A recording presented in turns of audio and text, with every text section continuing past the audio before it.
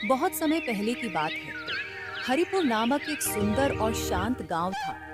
चारों तरफ हरियाली, खेत खलिहान और बहती हुई नदी की मीठी आवाज इस गांव को और भी खास बनाती थी। यहाँ के लोग ईमानदारी, सादगी और एकता के लिए मशहूर थे। रामू और उसकी माँ एक छोटे से टूटे फूटे घर में रहते हैं। चारों तरफ गरीबी और तंगी का माहौल है। माँ थकी हुई नजर आ रही है और रामू अपनी माँ को देखकर चिंतित है।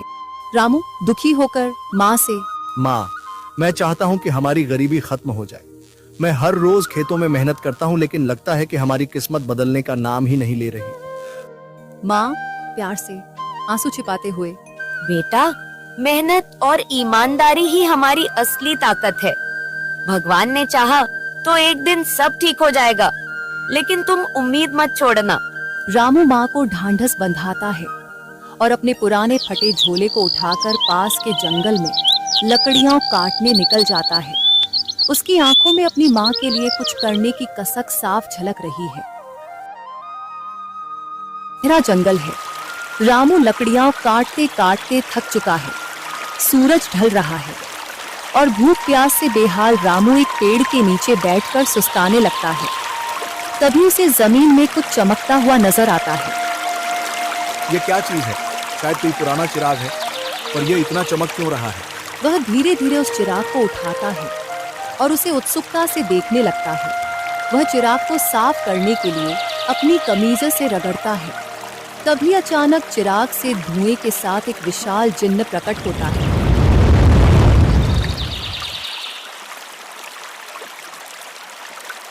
जिन्न गूंजती हुई आवाज में, मैं जादुई चिराग का जिन्न हूँ।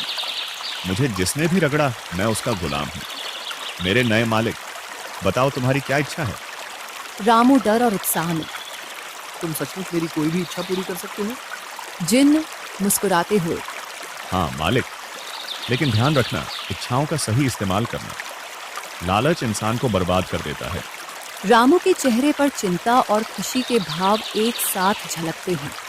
वह सोचने लगता है कि सबसे पहले क्या मांगे। रामू के मन में सबसे पहले अपनी माँ की तकलीफ खत्म करने का ख्याल आता है। वह जिन्न से अपनी पहली इच्छा करता है। जिन्न, हमें एक बड़ा और सुंदर घर चाहिए जहाँ मेरी माँ खुश रह सके। जिन्न चुटकी बजाता है और रामू का पुराना टूटे फूटे घर एक भव्य महल में बदल जाता है। वो अपनी पहली इच्छा मांगने के बाद उस चिराग को लेकर अपने घर की ओर निकल जाता है और घर जाकर वे चौंक जाता है, क्योंकि उसका छोटा सा टूटा फूटा घर अब भव्य महल में बदल चुका है। वह बहुत खुश होता है और वह सारी बात अपनी माँ को बताता है। यह किसी चमत्कार से कम नहीं है। रामू मुस्कुराते हुए, माँ, यह भगवान का आशीर्वाद है। अब तुम्हें कभी दुखी नहीं होना पड़ेगा। बेटा, यह ताकत बहुत बड़ी जिम्मेदारी है। इसका इस्तेमाल हमेशा सोच समझ कर करना। रामू माँ की बातों को ध्यान से सुनता है और जिन्न से वादा करता है कि वह लालच नहीं करेगा। गांव में रामू और उसकी माँ के अचानक अमीर होने की खबर आग की तरह फैल जाती है।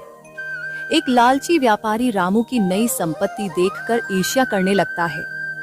व्यापारी मुस्कुराते हुए, लेकिन मन में चालाकी, अरे रामू, तुम इतने गरीब थे, अचानक इतना अमीर कैसे हो गए? यह सब मेहनत और भगवान की कृपा है। व्यापारी रामू की बातों पर यकीन नहीं करता और उसके पीछे पीछे उसके घर तक जाता है। वह रामू के चिराग का रहस्य जान लेता है और उसे चुराने की योजना बनाता है। लेकिन रामू अपनी माँ की बात याद करके सतर्क रहता है। व्यापारी मुस्कुराते हुए, लेकिन मन में, अगर ये चिराग मेरे हाथ लग जाए तो मैं सबसे अमीर बन जाऊंगा। रामू जिन्न से अपनी आखिरी इच्छा करता है। इस बार वह केवल अपने लिए नहीं, बल्कि पूरे गांव के लिए कुछ करना चाहता है। जिन्न, मेरी आखिरी इच्छा है कि गांव के सभी गरीब लोगों की मदद हो। कोई भूखा या बेघर न रहे। जिन्न अपनी जादुई ताकत से गांव को खुशहाल बना देता है। हर कोई खुश और संतुष्ट नजर आता है। मालिक, तुमने अपनी इच्छाओं का सही इस्तेमाल किया। अब मैं आजाद होना चाहता हूँ। तुम आजाद हो जिन्न, जाओ अपनी जिंदगी जियो।